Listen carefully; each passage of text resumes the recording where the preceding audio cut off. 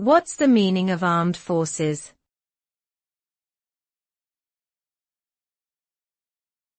Armed forces.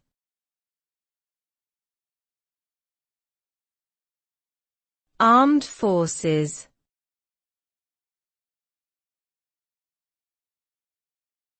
Armed forces.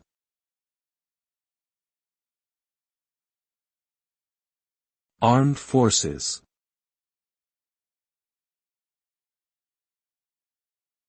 Armed forces refers to the military organizations responsible for defending a country or nation.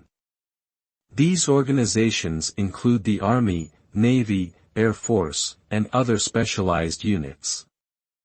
The purpose of armed forces is to maintain national security, deter threats, and in some cases, provide aid during emergencies like natural disasters.